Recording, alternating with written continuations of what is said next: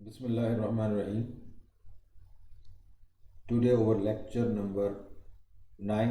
chapter 3, MGM 311 and chapter 10, IMH 311. This is about motivation. Motivation میں قدرت نے تمام جاندار اشیاء کو اپنے مختلف مقاصد کے حصول کے لیے تگ و دو کا ایک نظام بخشا ہے جسے ہم نظام محرکات کہتے ہیں، جن کی وجہ سے وہ حرکت میں آنے پر مجبور ہوتے ہیں۔ انسان جو جاندار ہونے کے ساتھ ساتھ ذہن بھی رکھتا ہے، اس کے نظام محرکات میں محرکات کی تعداد نسبتاً زیادہ ہے، مثلا بھوک، پیاس، نیند، آرام، تجسس، تعاقب اور بچاؤ وغیرہ۔ تحریک یا نظام محرکات ایک ایسا طاقتور اور زبردست طریقہ کار ہے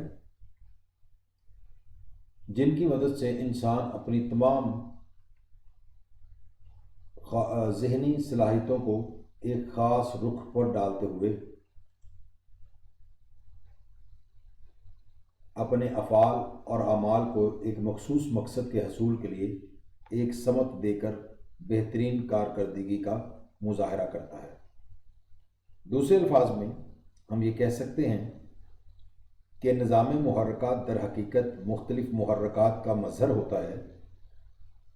موٹیو کسی مقصد کے حصول کے لیے کسی قسم کی کارکردگی کی سر انجام دہی سے قبل ذہنی آمادگی اور میلان طبع کا نام ہے، جو انسان کے ذہن میں تحریک پیدا کرتا ہے اور وہ حرکت میں آ جاتا ہے، جس کی بدولت حصول مقصد آسان ہو جاتا ہے۔ آسان الفاظ میں ہم یہ بھی کہہ سکتے ہیں کہ کسی قسم کے کام کرنے سے پہلے ذہنی آمادگی اور رجحان ہی محرک ہوتا ہے، اور جو تحریک یافتہ شخص ہے، جو موٹیویٹڈ پرسن ہوتا ہے، اپنے کام میں بے حد دلچسپی لیتا ہے اور اپنے کام کو کرتے ہوئے اسے خوشی یا فخر کا احساس ہوتا ہے۔ یہی وجہ ہے کہ وہ اپنے کام کو خواہ وہ کتنا ہی مشکل ہو نہایت آسان سمجھتا ہے اور اس کی کارکردگی بھی بہتر ہوتی ہے۔ مگر کوئی تحریک بغیر ترغیبات کے ممکن نہیں۔ But no motivation is possible without incentives. صنعتی کارکنان میں تحریک پیدا کرنے کی غرض سے دو قسم کی ترغیبات دی جا سکتی ہیں، ایک مالی یا معاشی اور دوسری غیر مالی یا سماجی۔ صنعتی پیداوار میں اضافہ اور صنعتی پیداوار کے معیار کو بہتر بنانے اور برقرار رکھنے کے لیے ان ترغیبات کا مہیا کرنا نہایت ضروری خیال کیا جاتا ہے۔ تو محرکات کی اقسام دو ہیں، فائنینشیل اور اکنامک، یعنی معاشی یا مالی، نان فائنینشیل اور سوشل، یعنی غیر مالی یا سماجی محرکات۔ اب ان کی ڈیٹیل تھوڑی سی ڈسکس کرتے ہیں۔ فائنینشیل اور اکنامک موٹیوز پہلے، یعنی مالی یا معاشی محرکات۔ ان محرکات پر یعنی ان ترغیبات کی فراہمی پر صنعتی انتظامیہ کو کچھ اضافی معاشی بوجھ برداشت کرنا پڑتا ہے۔ بظاہر صنعتی انتظامیہ کو ان ترغیبات پر مزید خرچہ کر کے اور بھاری رقوم صرف کر کے صنعتی پیداوار کی لاگت میں اضافہ ہوتا نظر آتا ہے، مگر در حقیقت ایسا نہیں ہوتا، اس لیے کہ ان ترغیبات کے باعث پیداوار میں کئی گنا اضافہ ہو جاتا ہے، اور پیداوار کی مقدار میں اضافہ کے ساتھ ساتھ اس کا معیار بھی بہتر ہوتا ہے، کیونکہ ان ترغیبات سے کارکن طبقہ کو بہت سی سہولیات اور مراعات حاصل ہو جاتی ہیں، جن کی وجہ سے وہ دلی طور پر مطمئن اور خوش ہو جاتے ہیں، اور صنعت کاروں اور صنعتی انتظامیہ کو حقیقتاً اپنا ہمدرد اور خیر خواہ جاننے لگتے ہیں۔ چند محرکات جو اس میں ہمارے پاس فائنینشیل محرکات کی قسمیں ہیں، کون کون سی محرکات یا ترغیبات ورکرز کو دی جا سکتی ہیں کہ وہ دل لگا کر کام کریں اور دل جمی کے ساتھ کام کر کے پیداوار کے معیار اور اس کی مقدار میں اضافہ کریں وہ یہ ہو سکتی ہیں۔ نمبر 1 پہ بونس سکیم، کارکنان میں ان کی اجرتوں کے علاوہ مجموعی منافع میں سے کچھ رقم مختص کر کے ان کے کام اور کارکردگی کا جائزہ لیتے ہوئے 6 ماہ بعد یا سال بعد ان میں تقسیم کی جانے والی رقم کو ہم بونس کہتے ہیں۔ بونس سکیم مختلف صنعتی اداروں کو اپنی معاشی حالت کے مکمل طور پر مستحکم ہونے کی صورت میں 6 ماہ بعد یا سال بعد یہ سکیم اپنانی چاہیے، ان کو ورکرز کو بونس دینا چاہیے۔ بونس کی تقسیم مخصوص مدت تک ہر کارکن کے کام کی نوعیت کے مطابق کہ کام کس قدر مشکل یا آسان ہے اور اس دوران اس کی جانفشانی سے کارکردگی کا غیر جانبداری سے جائزہ لے کر ادا کرنا بہت ضروری ہے، تاکہ ہر کارکن کو اطمینان ہو کہ اس کی محنت، صلاحیت اور مجموعی کارکردگی کو سراہا گیا ہے۔ دوسرے نمبر پر ہم پینشن سکیم ہے، یعنی جو ریٹائرمنٹ کی صورت میں پینشن ورکرز کو دی جاتی ہے۔ ہر صنعتی ادارہ میں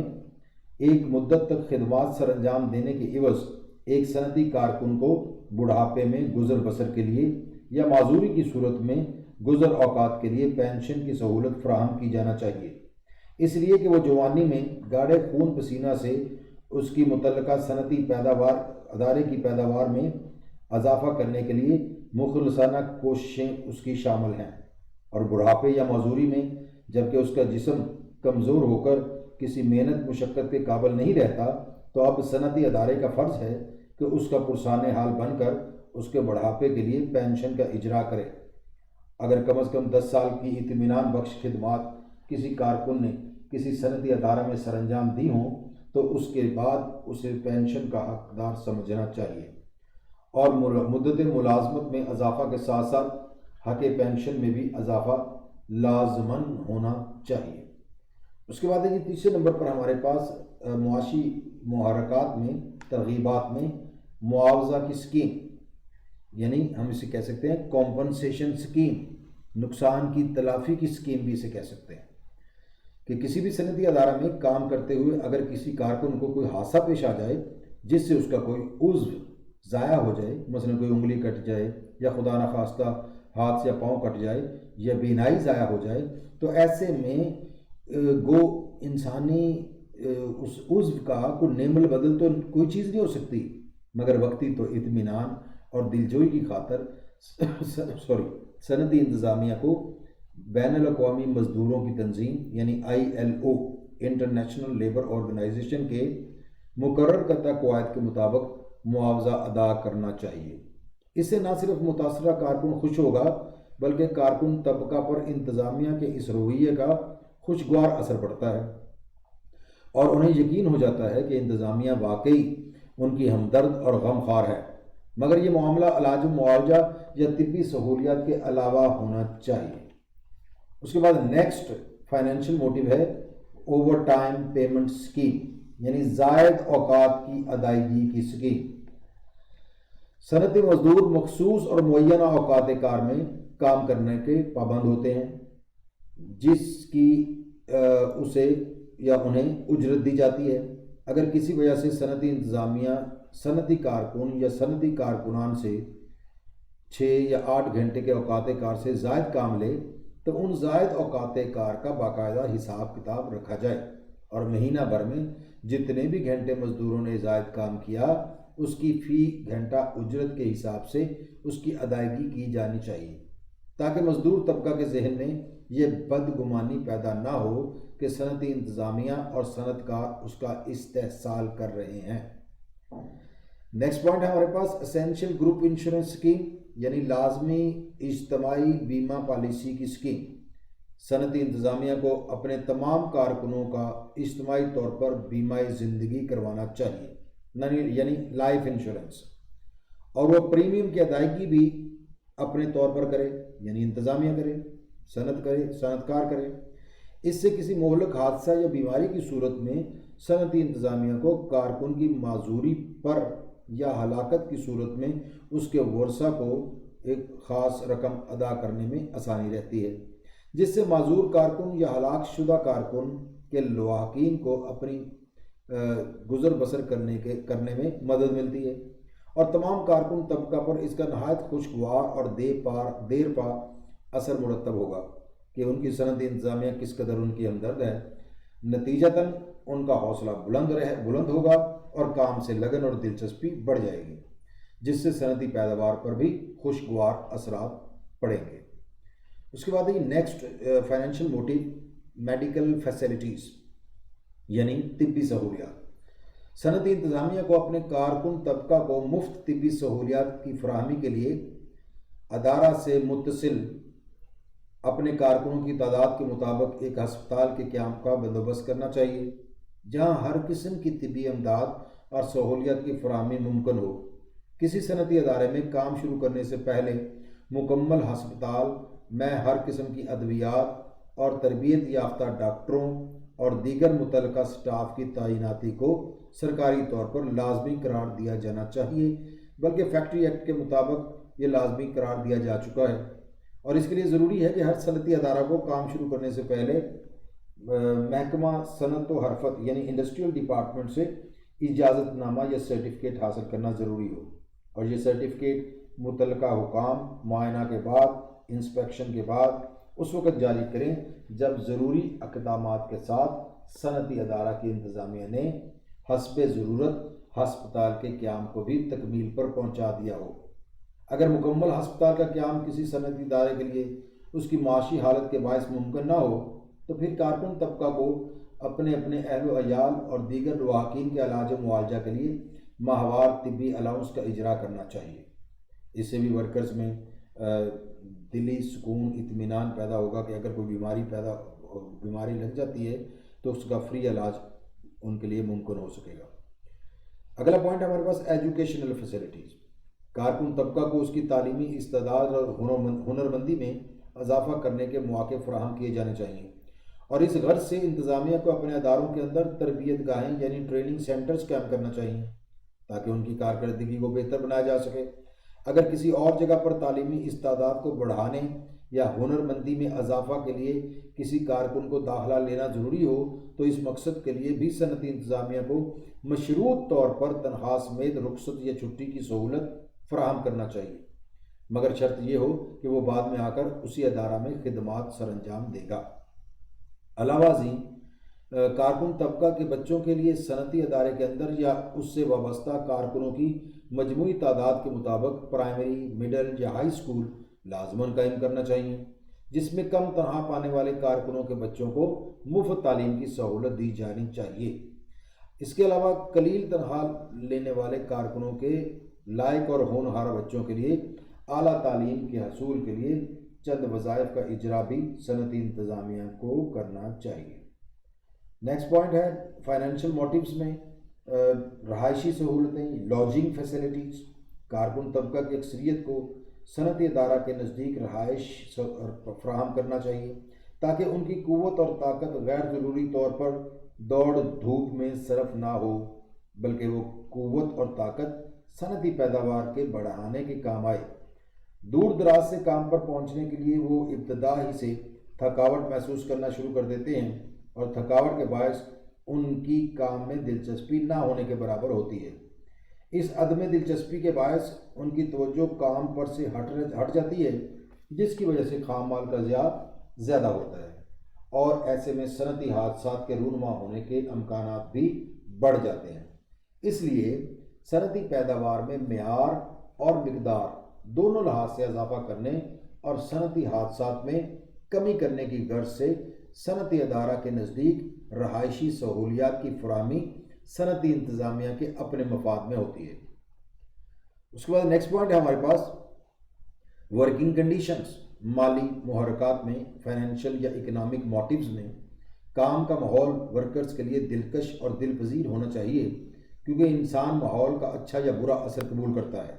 جس کا خوشگوار یا ناخوشگوار اثر اس کی کارکردگی پر لازماً پڑتا ہے۔ اس لیے صنعتی انتظامیہ کو چاہیے کہ وہ ماحول اور حالات کار کو بہتر سے بہتر بنانے کی ہمیشہ کوشش کرتے رہیں۔ راتوں کا کام کرنے والوں کے لیے یا تہہ خانوں میں کام کرنے والوں کے لیے موزوں روشنی ہو، وافر اور آزادانہ تازہ ہوا ہو، ہلکی موسیقی ہو، تفریحی لمحات ان کو میسر ہوں، مطالعہ گاہ یعنی ریڈنگ روم بھی اگر ہو سکے تو ان کو مہیا کیے جائیں، اور کیفیٹیریا کا انتظام بھی ہونا چاہیے تاکہ ریسٹ آورز میں کارکن اپنی پسند کے مشروب وغیرہ سے لطف اندوز ہو سکیں۔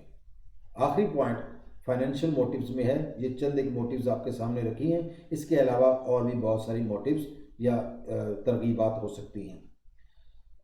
10th پوائنٹ ہے ہمارے پاس ریسٹ اینڈ ریکریشن الاؤنس، آرام اور تفریحی سہولیات۔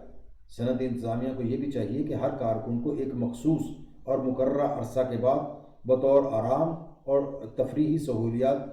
فراہم کرے۔ اس کے اثرات یہ تفریحی سہولیات یا آرام کی سہولیات جو ہے اور تفریحی الاؤنس کہ کم از کم ایک تفریحی الاؤنس کے طور پر ان کو کم از کم 1 ماہ کی چھٹی لازمی دیں تاکہ اس دوران وہ مکمل آرام کریں اور سیر و سیاحت کر کے تازہ دم ہو کر اپنے کام پر لوٹیں، جس سے ان کے اپنے کام سے رغبت اور دلچسپی فطری طور پر بڑھ جاتی ہے اور دل جمی اور بھرپور توجہ اور لگن سے کام میں مصروف رہتے ہیں، اور نتیجتاً ایسے کارکن پیداوار کی مقدار اور معیار دونوں میں اضافہ کا باعث بنتے ہیں۔ اس کے بعد ہی ہمارے پاس نان فائنینشیل موٹیوز، جسے ہم سوشل موٹیوز بھی کہتے ہیں، غیر مالی یا سماجی محرکات۔ مالی یا معاشی ترغیبات کے علاوہ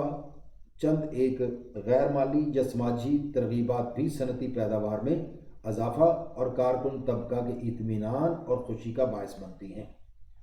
پہلے نمبر پر ہے اس میں اپریسیشن آف ورک، یعنی اگر انتظامیہ پیسے نہیں دے سکتی تو کم از کم کام کی داد ہی دے دے۔ ہر شخص فطری طور پر یہ تمنا رکھتا ہے کہ اس کو چاہا جائے اور اس کے کام کو سراہا جائے۔ محبت اور داد یا تعریف ہر شخص کی فطری ضرورت ہے۔ ہر کارکن چاہتا ہے کہ اس کے قابل داد کام کی کھلے عام اعلانیہ تعریف اور کی جائے اور اس کو داد دی جائے، اور اس کی تعریف سب لوگوں کے سامنے کھلے بندوں کی جائے، نہ یہ کہ کام کی اجرت تو ڈھیر ساری دے دی مگر کام کی داد قطعاً نہ دی۔ جہاں اجرت اس کارکن کی ایک معاشی یا مالی ضرورت ہے، اس سے کہیں زیادہ بڑی اور اہم ضرورت اس کے کام کی داد ہے، اپریسیشن آف ورک ہے، جو اس کی ایک نفسیاتی ضرورت ہے جس سے اس کا ذہن اور سب سے بڑھ کر اس کی انا اور عزت نفس کو اطمینان حاصل ہوتا ہے، اور یوں وہ پورے طور پر مطمئن ہو جاتا ہے۔ لہٰذا اگر صنعتی انتظامیہ اپنی کمزور معاشی حالت کے باعث معاشی ترغیبات نہیں دے سکتی تو کم از کم غیر مالی یا غیر معاشی ترغیبات جو معاشرتی اور سماجی ترغیبات بھی کہلاتی ہیں ان پر توجہ دے، اور اچھے کارکنوں کے کام کی کھلے فیاضانہ انداز میں داد دے تاکہ ان کے دلوں کو داد دے کر ان کے دلوں کو موہ لے، اور ایسا کرنے کے دوہرے مفید اثرات مرتب ہوتے ہیں۔ پہلا تو یہ اچھا اثر ہوگا کہ وہ کارکن جن کے کام کی داد دوسرے کارکنوں کی موجودگی میں دی جائے وہ معاشرتی اور نفسیاتی طور پر پابند ہوتے ہیں کہ اپنے کام کے معیار کو بہتر سے بہتر بنائے رکھنے کی کوشش میں مصروف رہیں، اور اگر اپنے کام کو مزید بہتر معیار اور مقدار کے اعتبار سے نہ بنا سکیں تو کم از کم سابقہ معیار جن کی داد ان دوسرے دوستوں احباب کے سامنے دی گئی ہے اسی کو برقرار رکھنے کی وہ ہر قیمت پر کوشش کرتے رہیں گے، جس سے پیداوار پر معیار اور مقدار دونوں طرح سے خوشگوار اثرات مرتب ہوں گے۔ دوسرا یہ کہ دوسرے کارکن ساتھی جن کی موجودگی میں کچھ کارکنوں کے کام کی تعریف کی جاتی ہے ان کے دلوں میں جذبہ مسابقت بیدار ہو جاتا ہے، کمپٹیشن پیدا ہو جاتا ہے، جس سے ان میں بھی یہ خواہش جنم لیتی ہے کہ کاش ان کی اور ان کے کام کی بھی ایسی ہی ستائش کی جائے، داد دی جائے، اور پھر اس خواہش کی تکمیل کے لیے دوسرے کارکن بھی اپنی کارکردگی کو بہتر سے بہتر بنانے کی کوشش میں مصروف ہو جاتے ہیں۔ گویا یوں ایک نہایت ہی دلچسپ اور صحت مندانہ مقابلہ کی بنیاد پڑ جاتی ہے، جس سے ہر کارکن اپنے دوسرے کارکن ساتھیوں پر سبقت لے جانے کی کوشش میں خاموشی کے ساتھ مصروف عمل ہو جاتا ہے، جس کا لازمی نتیجہ اچھی، عمدہ اور وافر صنعتی پیداوار ہوتا ہے۔ سیکنڈ پوائنٹ ہے اس میں اوائڈنس آف نیگیٹو کریٹیسزم، یہ بہت بڑا پرابلم ہے کہ ورکرز کو منفی طور پر تنقید کرنا، جس سے وہ ان کی ہمت بھی ختم ہو جاتی ہے، دلوں میں نفرت بھی پیدا ہو جاتی ہے۔ صنعتی انتظامیہ، مینیجر، فورمین، سپروائزر حضرات کا رویہ جو ہوتا ہے وہ کارکنان کے ساتھ عمومی طور پر دوستانہ، مشفقانہ اور مثبت نہیں ہوتا، حالانکہ ہونا چاہیے۔ اکثر بیشتر انہیں درگزر سے کام لینا چاہیے، ہاں البتہ جب معائنہ کرتے ہوئے ان کو معلوم ہو کہ کوئی کارکن عادتاً یا جان بوجھ کر اپنے کام کو غلط انداز سے کرتا ہے، جس کی وجہ سے خام مال ضائع ہوتا ہے اور پیداوار معیار کے مطابق نہیں ہوتی، تو ایسے کارکن کے کام پر تنقید ضروری ہے، مگر یہ تنقید بھی مثبت انداز میں ہونی چاہیے، اور جہاں تعریف بھری مجلس میں اور سب کے سامنے کارآمد ثابت ہوتی ہے، جہاں تعریف سب کے سامنے کارآمد ثابت ہوتی ہے، وہاں تنقید علیحدگی میں زیادہ مفید ثابت ہوتی ہے۔ عام طور پر صنعتی انتظامیہ، مینیجر اور دیگر سپروائزری سٹاف جو ہوتا ہے وہ کارکن طبقہ کو ان سے یہی شکایت رہتی ہے کہ وہ بلا وجہ بلا جواز کام میں کیڑے نکالتے ہیں اور کارکنوں پر بلا جواز برستے رہتے ہیں، ڈانٹ پلاتے رہتے ہیں، جبکہ اس کام کو بہتر طور پر کرنے کا طریقہ بھی نہیں بتاتے، اور یہ تنقید کا منفی انداز ہے جو کہ تباکن ہے، اس لیے کہ لوگوں کے سامنے کسی غلط کار کی بڑی اور کھلی غلطی پر بھی جب ہم اسے برا بھلا اور لعن طعن کرتے ہیں تو بجائے اس میں اصلاح پیدا کرنے کے اس میں انتقامی جذبہ پیدا ہوتا ہے، اور یہی وہ تباہی ہے جو منفی تنقید سے جنم لیتی ہے۔ مثبت طریقہ تنقید یہ ہے کہ ہم اسے اپنے دفتر بلائیں، چند ادھر ادھر کی باتیں کرنے کے بعد علیحدگی میں اسے سمجھائیں کہ آپ کا کام تو نہایت عمدہ ہے، باقی کام تو نہایت عمدہ ہے، مگر فلاں کام کہیں غفلت یا بے توجہی سے خراب ہو گیا،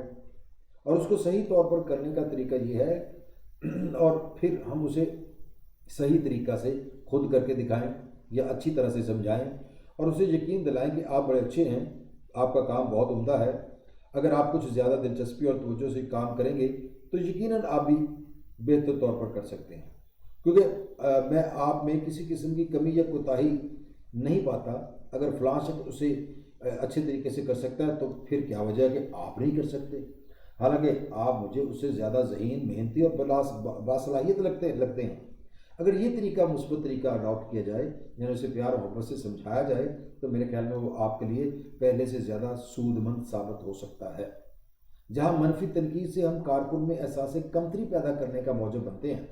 وہاں مثبت تنقید سے ہم کارکن کو اپنی صلاحیتوں کو بیدار کرنے اور انہیں استعمال کرنے کی دعوت دیتے ہیں کہ وہ اپنی چھپی ہوئی صلاحیتوں کو بیدار کرے اور وہ کام کر سکتا ہے، جس سے اس کا حوصلہ بلند ہوگا اور اس میں اپنی کارکردگی کو بہتر بنانے کی تحریک پیدا ہوگی، اور یوں نہ صرف وہ اپنی خامیوں کی اصلاح کرنے میں کامیاب ہوتا ہے بلکہ اپنی پیداواری صلاحیتوں کو بہتر طریقہ سے کام میں لانے کے لیے بھی آغاز کر لیتا ہے۔ تیسری نان فائنینشیل موٹیو ہے فیئر سلیکشن اینڈ پروموشن، منصفانہ طریقہ انتخاب اور ترقی۔ صنعتی اداروں میں مختلف کاموں پر لوگوں کے انتخاب اور ترقی کے لیے عدل و انصاف پر مبنی طریقہ کار ماہرین کے مشورہ جات اور تجربات کی روشنی میں وضع کر کے ان پر قواعد و ضوابط کے مطابق سختی سے عمل ہونا چاہیے، تاکہ صنعتی انتظامیہ کے ہاتھوں ہمیشہ حقدار کو اس کا حق ملے، اور صنعت کاروں اور صنعتی اداروں کی انتظامیہ سے کارکنان کے عزیز و اقارب کو اور اپنے منظور نظر نکمے مگر خوش آمدید لوگوں کو نوازنے کی کبھی شکایت پیدا نہ ہو۔ کسی صنعتی ادارہ میں اچھے کام پر منتخب ہونے یا ترقی پا لینے کے لیے تمام امیدواران شب و روز محنت اور لگن سے کام کرتے ہوئے اپنا خون پسینہ ایک کرتے ہیں، لیکن اگر محنتی، لائق اور حقدار امیدوار کو ترقی دینے کی بجائے اپنے عزیز و اقارب کو ترقی دے دی جائے یا اپنے منظور نظر لوگوں کو ترقی دے دی جائے، تو جہاں محنتی، لائق اور حقدار کارکنوں کی دل شکنی ہوگی، وہاں دیگر لائق اور محنتی کارکن بھی محنت سے جی چرانے لگیں گے، کام کرنے کی بجائے ٹال مٹول کرنے لگیں گے اور ناجائز ذرائع کو اپنانے پر مجبور ہوں گے، جس کی وجہ سے مجموعی طور پر صنعتی ادارے کی پیداوار بری طرح متاثر ہوگی۔ اور نیکسٹ پوائنٹ ہے ہمارے پاس نان فائنینشیل موٹیو میں سوشل ایوارڈز۔ اگر کوئی صنعتی ادارہ اپنی مالی مجبوریوں کے باعث اپنے کارکنوں کو مکمل طور پر معاشی ترغیبات فراہم کرنے سے قاصر ہو تو ایسے صنعتی ادارے کی انتظامیہ چند ایک معاشی ترغیبات کے ساتھ ساتھ بھرپور طور پر سماجی اور غیر مادی ترغیبات کو اپنا کر کارکن طبقہ کو اپنی ہمدردی اور خیر خواہی کا یقین دلائے۔ اچھے کارکنوں کی عمدہ کارکردگی اور طویل خدمات کو سر انجام اور تسلیم کرنے کی غرض سے ان کو سماجی نوعیت کے عطیات و انعامات سے نواز کر ان کی عزت نفس کی تسکین کرے۔ مثلا ہر ماہ یا 3 ماہ بعد یا 6 ماہ بعد یا سال بعد ان کی کارکردگی کی بنیاد پر مختلف شعبہ جات اور انفرادی طور پر تقسیم انعامات کی تقریب کا انعقاد کر کے مختلف قسم کے چھوٹے چھوٹے انعامات، عطیات اور مختلف سرٹیفکیٹس وغیرہ جو حقدار ہیں ان میں تقسیم کی جائے، اور اس موقع پر انعام پانے والے شعبہ یا فرد کی عمدہ کارکردگی پر مختصراً روشنی بھی ڈالی جائے، یعنی ان کی خدمات کو تسلیم کیا جائے، ان کو اپریشیٹ کیا جائے، اور موقع آنے پر ایسے انعام یافتہ کارکنان کا بہتر کاموں کے لیے بیرون ملک ٹریننگ کورس بھی کروایا جائے اور ترقی پانے کے لیے انتخاب بھی کیا جائے۔ 6 ماہ بعد یا سال بعد عمدہ کارکردگی کے حامل کارکنوں کی تصاویر میں ان کی زندگی کے مختصر خاکہ کے ساتھ مختلف اخباروں اور رسائل میں بھی مشتہر کی جائیں۔ ایسا کرنے سے مجموعی طور پر صنعتی ادارے کی کارکنوں کی کارکردگی بہتر ہوگی اور وہ اپنے کام میں بے حد دلچسپی بھی لیں گے اور بھرپور توجہ سے اپنے کام میں مصروف ہو کر صنعتی پیداوار میں گراں قدر اور قابل داد اضافہ کا باعث بنے گے۔ اس کے بعد آخری پوائنٹ ہے اس میں نان فائنینشیل موٹیوز میں سیکیورٹی آف جاب، تحفظ ملازمت۔ اگر کارکنان کو اپنی ملازمت کا تحفظ حاصل نہیں ہوگا تو ان میں بے چینی ہوگی، بے سکونی پائی جائے گی اور وہ دل جمی سے کام نہیں کریں گے، پوری توجہ سے کام نہیں کریں گے، جس سے پیداوار متاثر ہوگی اور ایسے کارکنوں میں تحریک پیدا کرنا بھی مشکل ہوتا ہے۔ اس لیے کارکنان کو ملازمت کے تحفظ کا احساس دلانا چاہیے تاکہ وہ پرسکون انداز میں کام کو متحرک ہو کر سکیں اور صنعتی پیداوار میں اضافہ کا باعث بنے۔ اس کے بعد ہمارے پاس نیکسٹ جو ٹاپک ہے وہ ہے کنفلکٹ آف موٹیوز، یعنی بعض اوقات محرکات کے درمیان تصوراتی تصادم کے باعث ایک فرد احساس محرومیت اور اضطرابی کیفیت یا تشویش میں مبتلا ہو جاتا ہے۔ یعنی انڈسٹری میں جو کارکنان ہوتے ہیں وہ ان کے جو تصوراتی طور پر ذہن میں کچھ خوف خدشات ہوتے ہیں اور وہ احساس محرومی یا تشویش کی حالت میں مبتلا ہو جاتے ہیں۔ ان کی 3 سچویشنز ہیں، مختلف محرکات کی 3 سچویشنز ہیں۔ پہلی جو سچویشن ہے اس میں conflict between positive and negative motives, یعنی تصادم مابین مثبت اور منفی محرکات۔ اس کا مطلب یہ ہے کہ اگر ایک صنعتی ادارہ میں ایک صنعتی کارکن اپنی تنخواہ اور مراد میں اضافہ کے لیے ہڑتال میں حصہ لینے کی خواہش رکھتا ہے تو یہ ہڑتال میں تنخواہ میں اضافہ کرنے کے لیے ہڑتال میں حصہ لینا یہ ایک مثبت محرک ہے، پازیٹیو موٹیو ہے، لیکن ساتھ ہی ساتھ اسے یہ خوف لاحق ہوتا ہے